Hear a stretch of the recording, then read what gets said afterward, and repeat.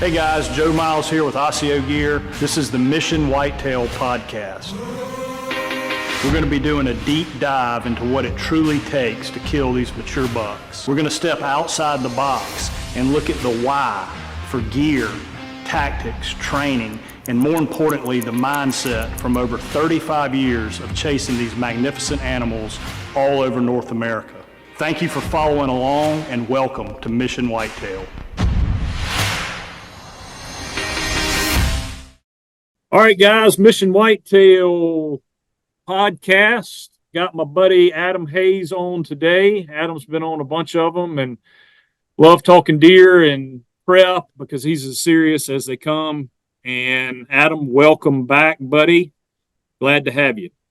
Glad to be back, man. Appreciate the invite. Yes, sir. Yes, sir. It's always good to talk deer with you. And I think for today, we're going to talk some gear stuff and get into some food plot stuff. I have been hunting a good bit, and it's, pretty much been exotic stuff, Africa, Argentina, and just got back from a axis hunt in Texas. So I am about to switch starting this weekend into full-on whitetail prep, and I know that's what you've been doing since, it never stops. Since January 1, you've been doing different things. And so today I thought, you and I talked a little bit yesterday about this. Maybe we'd talk about what you're doing food plot wise now, but then also really get granular in gear and maybe any gear changing that you're doing or updating. How's that sound? Yeah, works for me. Lots of stuff to do right now, that's for sure. Yeah. Even though we're months away from season, it's like you said, it never stops, just never stops. Feel like I get one thing done and I add 3 more things to my list. Yeah, I saw that video of that food plot you did. I know we talked about maybe talking about gear first, but maybe let's talk about, because you sent me that video, talk about the food plot stuff. That was at your home farm, right? Yeah. Where can guys go see that video? Because that was unique how you're doing a double edge. I'll be the first to say I'm not a huge food plot guy. I do not have a green thumb, but I am a huge edge guy. I love edges, and that was a interesting video. Is that on Team 200 somewhere on your Instagram, or where is that video? Yeah, it's on Team 200 Facebook. I don't know if it was on Instagram yet or not, but yeah, I'm always trying to, no matter what it is, I'm always trying to make everything just a little bit better, and with food plots, I like to have as many different things that deer would like to eat as possible in my plots, instead of just, one thing, because you always hear guys talking about where deer will go pick at this a little bit and then pick at that a little bit. It doesn't seem like, other than late season, they hardly ever just dive into a plot and eat one thing, and I'm always concerned about keeping them, not just keeping them, in my plots and not going somewhere else, but keeping them out there as long as possible. So what I try to do is I try to make multiple edges, from the edge of the woods out into the plot. So, for the first 30 feet, from the woods out into the field, I've got my standard Imperial Clover and Alpha Rack, which is out there pretty much year round for them. And then where my food plots start, I always like to put like a border around my food plot. So I've got a plot in that video of soybeans, but I tilled up an area around that to plant Whitetail Institute's power plant. So that's got peas in it. It's got vining soybeans in it. And it's also got sunflowers, which those peas and beans kind of use that sunflower as a lattice to climb up, and it can get to be 3 or 4 feet tall. And I've had it on my farm.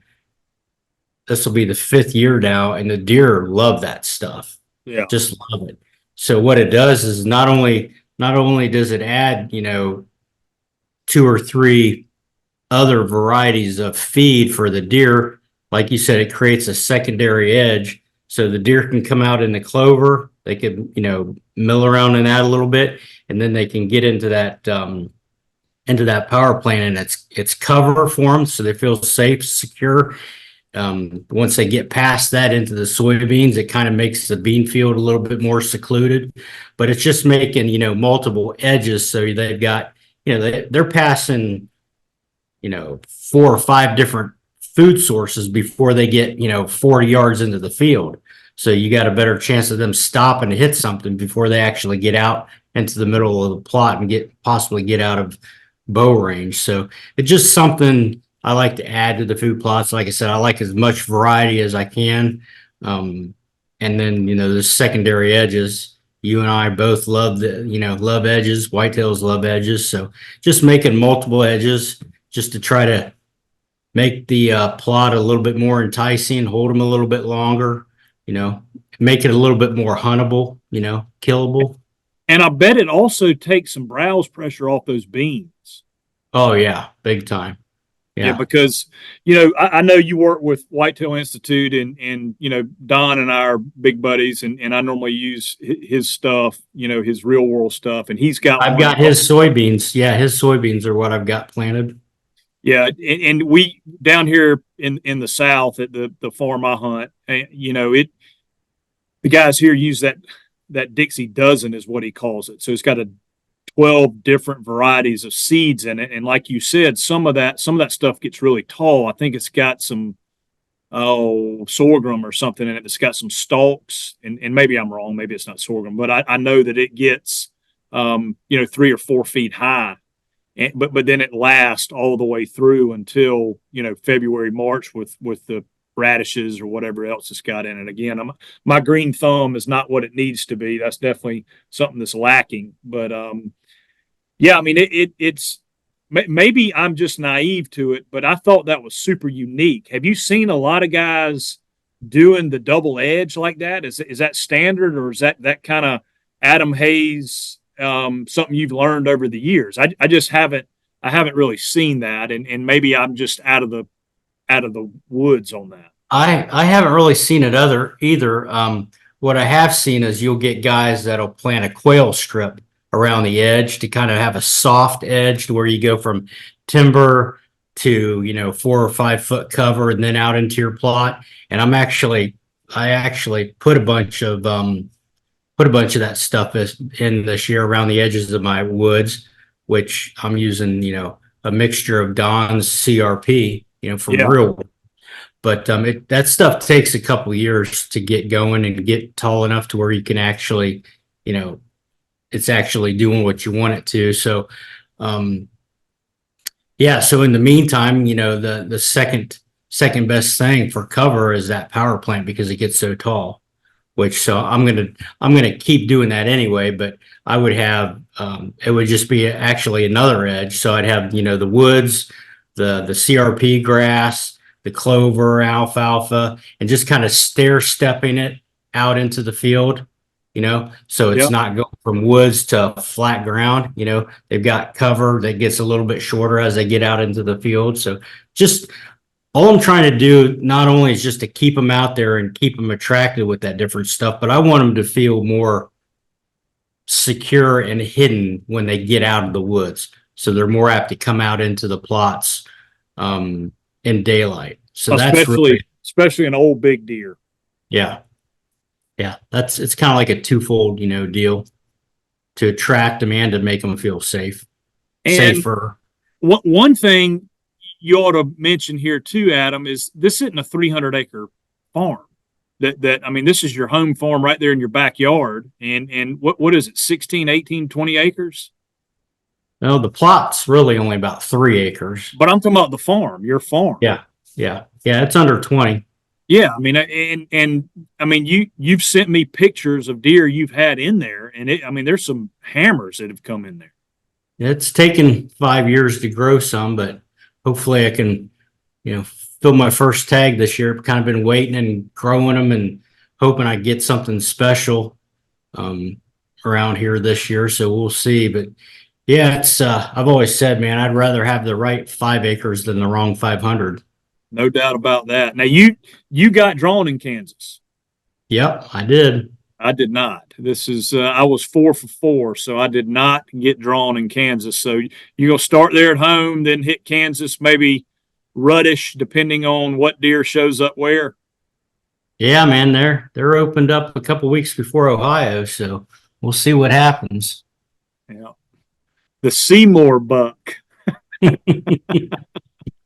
know he's gonna have some good ones. Oh, he always does, man. So I actually bought a little 50-acre wooded property down there, and I'm going to try to scrounge up another 30 in that same unit so I can get a landowner tag. But I'll, obviously have to hunt those two properties. But that's kind of my plan. And then I'm going to be doing my buddy Jeff's place, that little 30-acre piece down in southern Ohio. I'm gonna hunt that a little bit, and then Kentucky, and then Texas and Mexico. But yeah, I'm gonna be a little bit limited this year, man.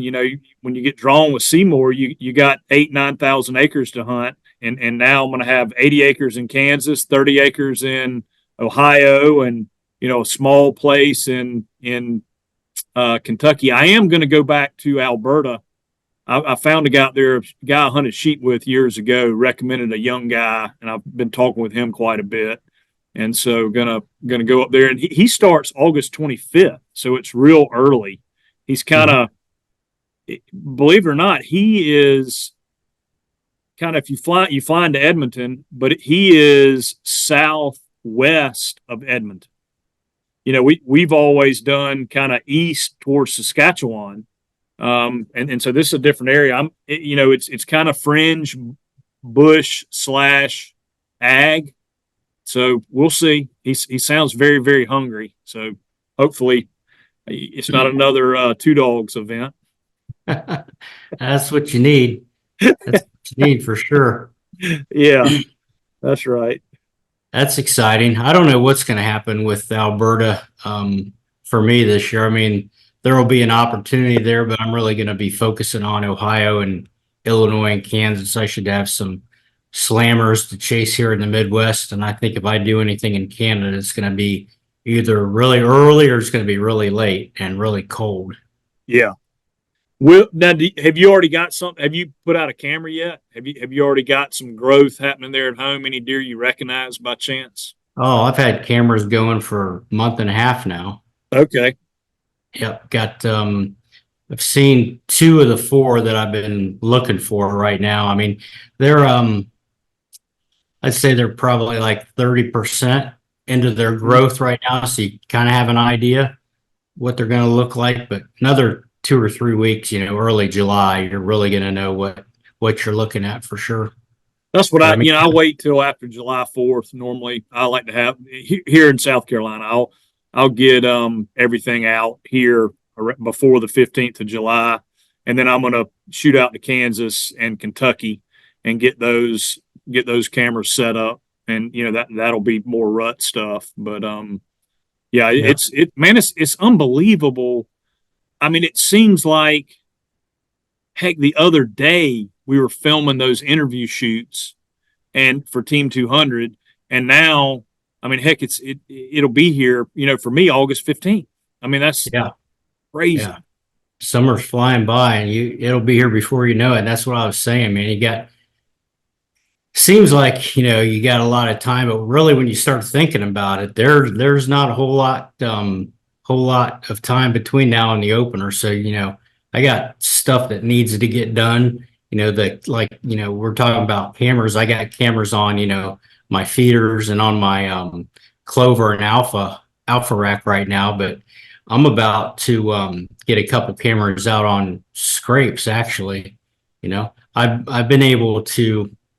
I don't want to say I've been able to keep deer on these scrapes on my farm year round, but starting in July is when I really want to get those things going and get some.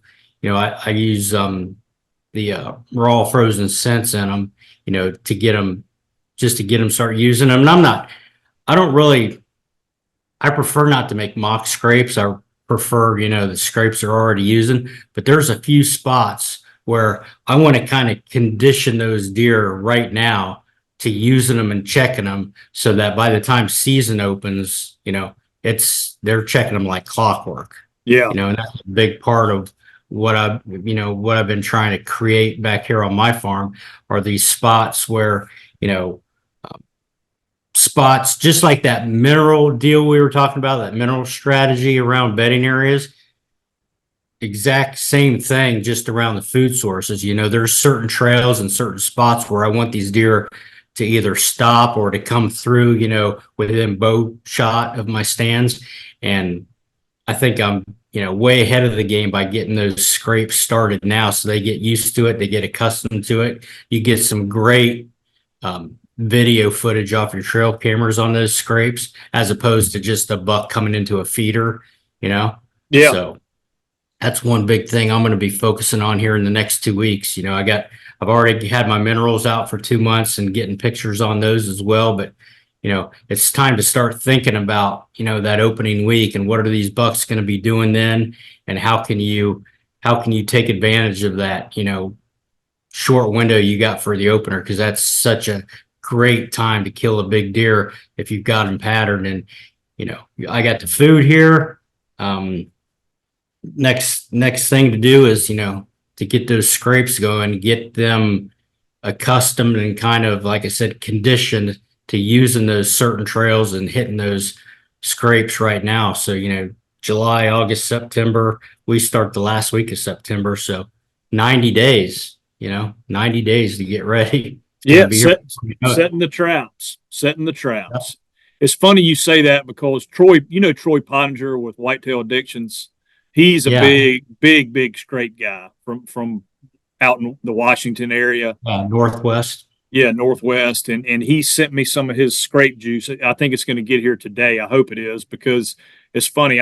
I'm going back into the swamp to freshen up some mineral sites and to get a couple of my scrapes, or their scrapes. They were mock scrapes that they keep open now.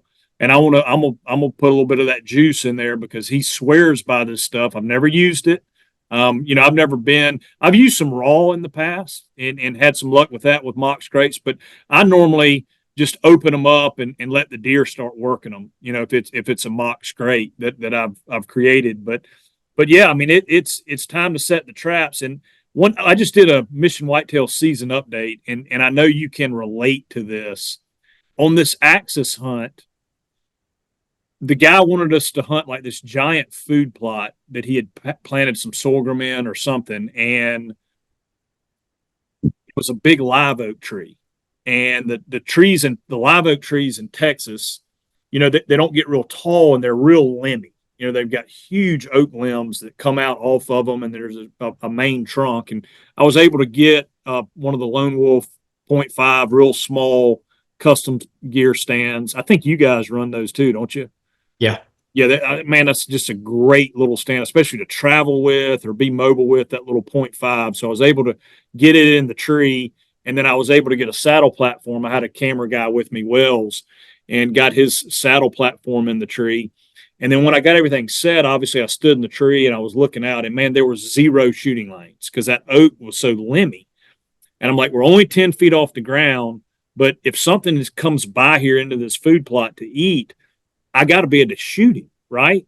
I mean, and so we had one of those pole saw things, and we were cutting with those, and I had a machete and was cutting some limbs and stuff. And finally I got to a point, and I was like, okay, I can shoot to my left, I can shoot out in front of me, and I can shoot to my right. And they were just little holes. And I was like, I don't want to cut much more because of concealment. So I said, okay, that's good enough. And sure as crap, the first afternoon, here comes a really big one following a doe, because they're rutting right now. They're going crazy in the rut. They come in, the little doe comes in. For some reason, down the field, Axis doe started barking. They bark instead of blow. And the doe that he was following turned around. They were in range. They were inside 30 yards. Turned around before they got to the shooting lane I could shoot in, and she walked off, and the buck followed her.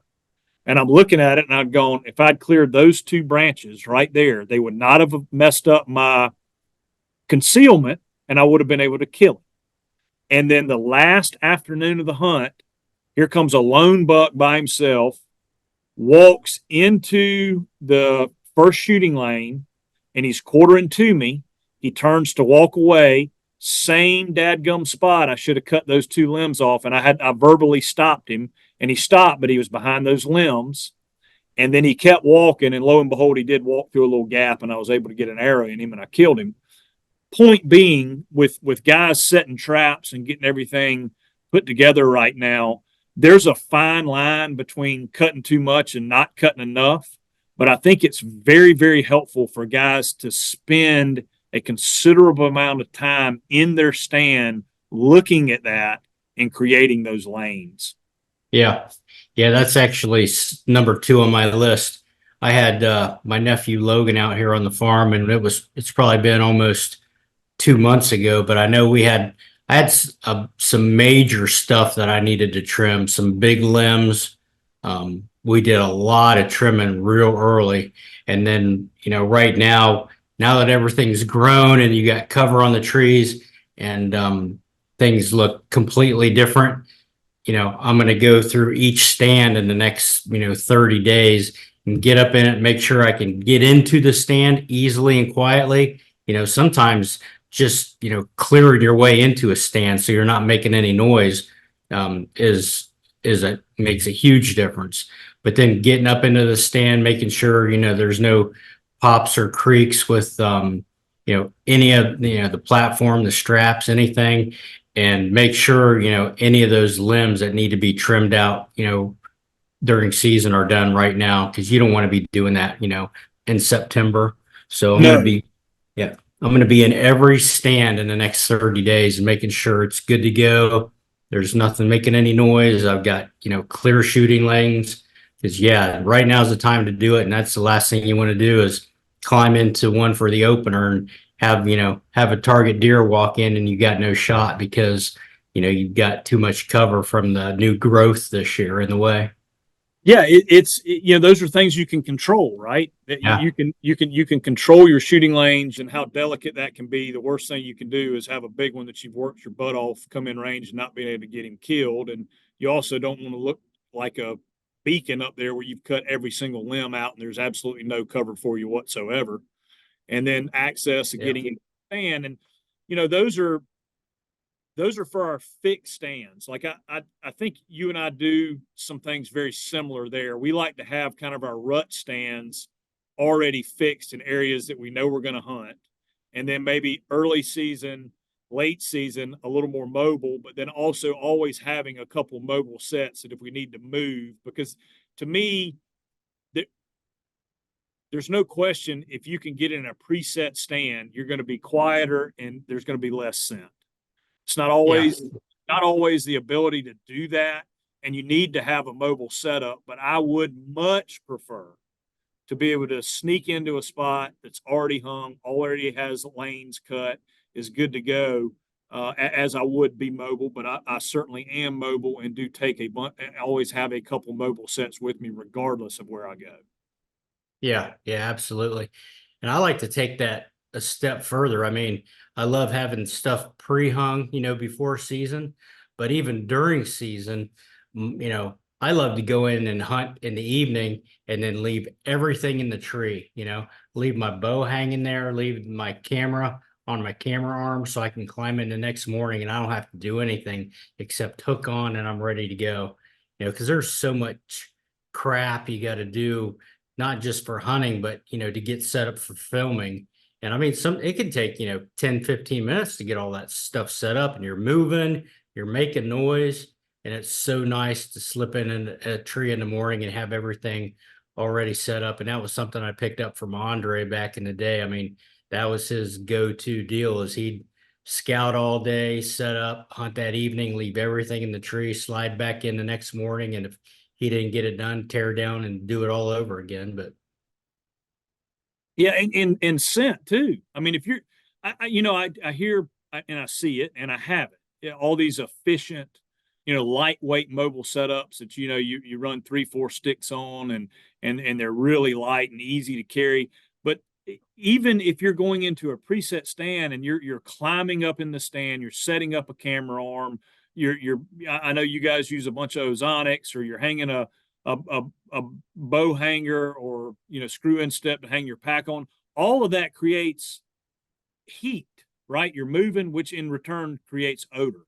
When you can just slip in there, climb up and sit down, man, that's a good feeling. Yep. Yeah.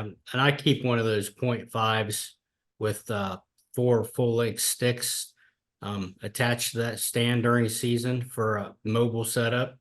Cause you just never know, when you're going to need it. Yeah, I'm actually even thinking about keeping one of those new, have you seen his new climber, the new Lone Wolf Custom Gear climber? I have. Man, those things are nice. Yeah. I mean, I'm not a climber guy, but if you're going into like if I go to Illinois or Kansas and I'm going in to scout an area or a section of a farm I haven't been in all year and I see you know, some sign that needs to be hunted right away. I mean, that stand folds up to like less than 2 inches thick and is like 9 pounds for a Yeah, climber. I mean, you have that thing on your back and not even know it's there, you know? Strap true. your tree stand or strap your backpack to it and carry your bow in and you're ready to go. So, I mean, you just got to be ready for anything, You really. do. That's exactly what I was about to say. There's two words, and Bobby Worthington is famous for saying this. There's two words that aren't used or shouldn't be used in the whitetail world, and that's always and never. Yeah. Right? Yeah, You don't no doubt. always do something, and you don't never do anything. Right? So, Yeah. I mean, I think a guy ought to have a saddle set up. I think a guy ought to have a mobile setup, permanent setups, and even a climber. But because you never know when you're going to need it. Now, obviously, you might have to take out another mortgage to keep all the gear that you got to have, but it's important. But because it's the old rule, if you don't have it, you're going to definitely need it. Yeah. Yeah. Have you And if tried the saddle deal yet? oh yeah, I've shot some bucks in Texas out of them. Yeah, I know for me, it's just a matter of time before I get one that comes in my weak side and I get tangled up in that thing and am not able to get a shot at him. I know that's going to happen to me. And I feel like I am much more accurate shooting out of a off of a platform standing up. I know I am. I know I'm more accurate versus hanging off of a tree. And but it's a tool. There are some instances where there was zero chance I could have gotten a lock on into a tree in Texas because it's those little scrubby mesquite trees. And I was in a saddle up in there and it worked. It absolutely Right. worked. And I hunted a tree I would have never been able to hunt in. Yeah. I've not tried one yet. Man, I'd end up probably hanging myself or something. I just don't, and Brady Snyder on our team, he's killed his last 2 big bucks out of saddles and he swears by them now. And I get it, if it works for you, but until I actually try it, I just honestly can't see it working for me or being comfortable with it. But And I haven't tried. that's what I I don't know. did. Kevin that used to work with us, he was a big saddle guy, and these young guys are it's very trendy right now, and it is efficient. I get it. It's efficient, especially if you're being mobile. You throw the saddle on and you're able to walk into public land or whatever, and it's super light and take two or three sticks right up a tree and hook into it. So I understand it, and I'm certainly not a saddle hater by any stretch of the imagination. But if I can get a lock on stand in a tree, that's what I'm going to do. Yeah, you and me both. Yeah. But oh, the point I was making, yes, Kevin was a big saddle guy, and I got a saddle set up, and I got it in March, and so I had March, April, May, June, July to practice in it. And we just kind of kept the platform set up in the back of the shop here. And heck, I would just go out there, put my little saddle on, hop up on that platform, and swing around and try it. But there is a learning curve there. Oh, Um, I'm sure. yeah, it's quite a bit, but it's not bad. And I I know think if I that. get one right now, I'll probably be ready by 2027 with it. Oh yeah. Yeah. That's right. Yeah. Uh, but I think Andre, well, I don't think it. They've come out with that new hybrid. That have you seen that thing? It's that little non cable lock on hybrid saddle. It's pretty neat. I think Dieter is the one that kind of came up with that and got with Andre to bring it to production. But Yeah. that's a nifty little setup where you can do both. Yeah. You can sit on it or use it for your harness. Yeah, I was actually looking at those because I thought that might be the perfect thing for a cameraman because you're always on the backside of the tree facing the tree, you know. You don't need a ton of room to move around because you shouldn't be moving anyway, but that might be the perfect thing for a camera guy stand to carry. Because if you got all your stands set up, I'm running, 20 some stands on a couple different farms. And, I don't want to go out and buy 20 more just to have a camera set up for each stand. But, something like that, a guy could carry in each time, set it up and take it down, be perfect. Yeah, yeah. And if you got You don't want your cameraman moving anyway, so give him a 12-inch platform to stand on. plus, I think that would work perfect for Lucas. I don't know if it'd work for Rendell Eric. Now, He's 6'7" or Brenda would 6'8". need two of them, one for each foot. One for each foot. That's right. He Yeah. still probably wouldn't fit. Pretty good stuff. Well, since we've transitioned over to gear and talking about stands and stuff, let's spend a few minutes. I talk about my gear all the time on the different season updates and podcast. And tell us, we won't get super granular with it, but tell us a little bit about kind of what if you've added anything, changed anything, and if you haven't, maybe we'll just walk through some stuff that you're using. Well, I mean, I'm shooting the Alpha X this year, which it might be my favorite Hoyt bow of all time. It's their new aluminum, and it's got the smoothest draw cycle of any Hoyt I've ever shot. I'm shooting a little bit lighter poundage right now because I don't even know if I told you, but I've got a tore rotator cuff and a tore bicep muscle in my left shoulder. Oh man. And they want to do surgery, but it could take 4 to 6 months to heal from that. So I can't do that right now. So I'm really taking it kind of easy, trying to get through season and then, have surgery probably in January. But I backed the bow down and like I said, it's got such a smooth draw cycle. I love it.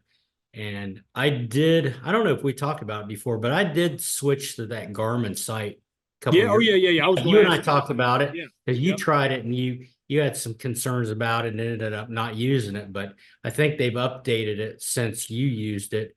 And I love it, man. I've never shot better. It completely takes the guesswork out of, if you got a deer in between, 30 and 40, where do you hold your pins at? I mean, it's spot on all the time. And what I really liked about it is it eliminates a step for me because I'm trying to film and hunt. Mm-hmm. And I don't have to stop everything I'm doing, pick up a rangefinder, range, and then drop it, man. I pick up my bow and you can range at full draw and right where you need to be. And, when you're trying to hunt and film, it's been a game changer for me. That giant buck I killed in Illinois 2 years ago, I would have never killed him if it wouldn't have been for that Garmin. So I love it. And, I did for the first time last year run into an issue with the Garmin, and it wasn't any of that stuff that you had mentioned. I had an evening and it was late season. I was just trying to fill doe tags, and I had an evening where it got really foggy, and that really threw that thing off. And I didn't realize what was going on until I missed this big doe and had another one come out and missed her. And I'm missing them by 2 foot. And I'm like, what is going on? And yeah, it was because it was throwing off that rangefinder. I happened to look down at the rangefinder and these deer were at 30 yards and it was saying like 56 or something like that. So, I mean, if I would have known, which I do now, that fog can throw that thing off, I would have just turned on my fixed pins and I would have been fine. Yeah. Right. With that sight. But that's the only issue I've had with that thing so far. I love it. Yeah. Yeah. A lot of guys shoot good with it. No doubt about it. Rest. What arrow rest are you running? I'm using that the QAD, the integrated. Yep. It's got is it the Picatinny? Is that how you Yep. pronounce it? Yep. Picatinny rail mount for the Hoyt. And I mean it's bulletproof, seems like it. I love it. You fold that rest up and it's in place. You don't have to worry about your arrow. And yeah, I think it's a no-brainer for me. Arrows. Same setup I've been shooting. I shoot as light of arrow as possible. So I'm shooting the Black Eagle X Impact 400s. So my entire arrow, broadheads, Luminox, everything, I'm at 450 grains. Now that does take into consideration, I've got like I want to say it's either 80 or 100 grain um front of center deal to Yeah. get me weight forward on that. I could get a lighter outsert for it, but I think I was just talking to a guy up in Bear Camp in Alberta about this. I mean, he's a real, gear geek, and he said you want to be like 15 to 17% front of center on your weight up front, and with those heavy outserts, I'm like at 15 and a half, 16% front of center, which is, right in that sweet spot. And I mean, they shoot great. I'm you know, I really honestly don't really shoot field tips much. I'll shoot them until I get my bow sighted in, and then I'm pretty much shooting my broadheads the rest of the year. And unlike you, still a big fixed blade guy. I'm shooting the icons, you know. I get it. I understand. I understand why you do it. I do understand why you do it. Yeah, that's a rabbit hole we could go down for Yeah. hours and hours. But total arrow weight, man, in all the testing I have done and the animals I've shot in the last 5 years, that 450 to 480, call it 500, 450, you can even go down a little bit more. That 430 to 500, that is for whitetail deer hunting. I mean, I shot a 2,200 pound water buffalo 2 weeks ago in Argentina at 32 yards, slightly quartering away in a 30-mile-an-hour wind. And it actually blew my arrow a little bit forward and it went in his shoulder, the low part of his shoulder. And it shot the top of his heart out and got both lungs. And he went probably 80 yards. He lived for about 3 minutes because they're so big, but tipped right over in the field that we were hunting in. That was a 470 grain arrow, 73 and a half pound draw weight, 29-inch draw with a small iron wheel solid broadhead. I mean, it just wrecked him. And that's Yeah. if you running in this heavy arrow crowd, they're going to be 650 plus for a buffalo. And man, the arrow, when he went off running, the arrow went in him. It didn't break. When he started running, because the arrow was stuck in him, his arm or his shoulder broke it. But that's just for whitetail deer, man. That weight arrow is absolutely perfect. Yeah. No arguments for me. I do like to shoot a little bit heavier setup if I'm uh elk hunting or bear hunting. I'm up towards 650. Just because the fact those bones are so much bigger. If you're not Hitman, it's not a big deal. But like I don't think we've even talked since I've been back from my bear hunt, but Clay um shot a big bear up there, and it was quartering away, and he blew through it, hit the opposite shoulder. And when that bear was running off, his opposite arm was just flailing all over the place. And he just smashed that bone on the opposite shoulder. And he's shooting those deep impacts, and he's right at 650. He shoots the same setup I do for elk and bear. And I mean, to break a big bone, big shoulder bone, leg bone on a bear like that, saying something. And yeah, you got it. I think from everything I've read and what I've been told, you need to be at 650 to break a big bone like that. And he just obliterated that bear's shoulder. Yeah, and I'm gonna not necessarily disagree with you because I think a 650 grain arrow, if you do the math on it, it does get a little bit better penetration. But then the quality of the components and the quality of the arrow, you can still have a 450 to 480, grain arrow that has real good components and is a well built arrow like a Black Eagle, like a like a gold tip, like my favorite is the Victory Rip TKOs. I love those arrows, but Black Eagle makes great ones too, as you've proven over the years.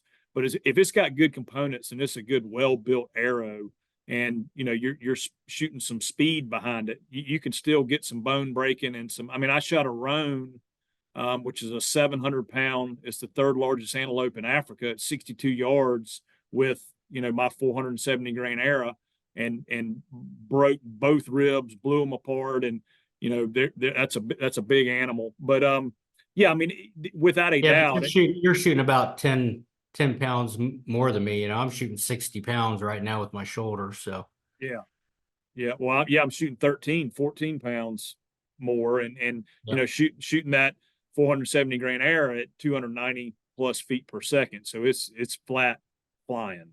Yep. All right, what else you got, man? So, What else you got? We've been on here for about 45 minutes. What else you got? yeah, I've kind of checked all the boxes on my notes for today. I did want to show you something real quick. I don't know if I talked to you, but when I went up to hunt with Clay a couple weeks ago for bear, we had, my dream bear has always been to shoot a Boone and Crockett because I've killed, I think, three that are, 20 and a half. It's a 21-inch bear is like one of the toughest Yeah, animals to find. yeah. But I've always wanted to shoot a Boone and Crockett bear, and I always wanted to shoot a giant chocolate. And we had a giant chocolate show up on camera up there, and I didn't get up there as early as I wanted to because, I lost my Yep, best friend in yep. the world early season, and um, had to go towards the end of season, which obviously they're rutting and following, chasing sows all over the country. And it's like trying to pin down a mature buck on November 15th. I mean, your best chance at killing a big boar is early. Yeah. This bear was on camera a couple weeks before I got up there, pretty consistent. And then when I got up there, he showed up twice while I was there on that bait, but just came in at, midnight, 1 o'clock in the morning. But you got to see this picture.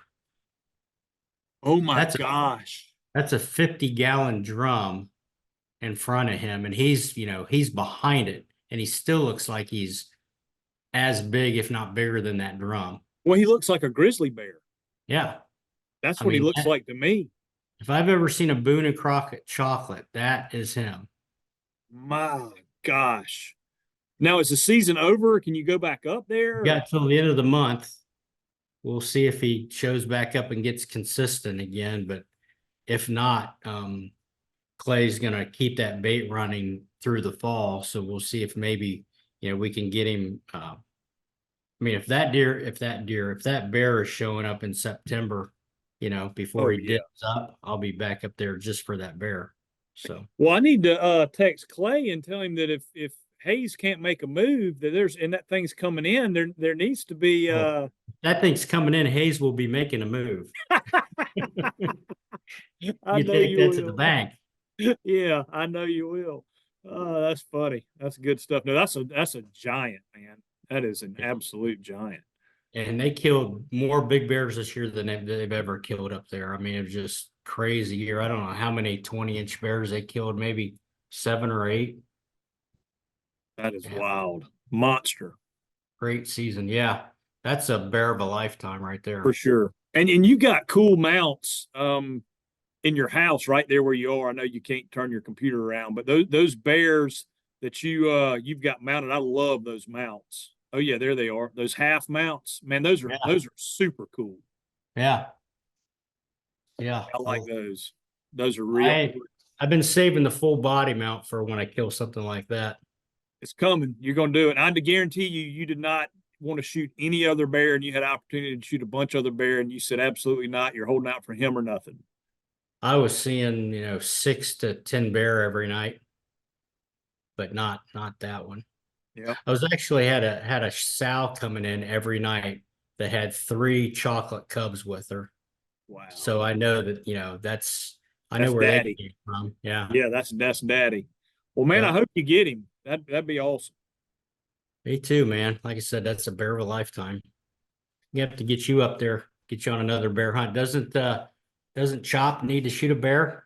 He does, but don't be sending him any text messages telling him he needs to. He's a little spoiled, but he's been to Africa and Argentina now, and he's had enough for a while.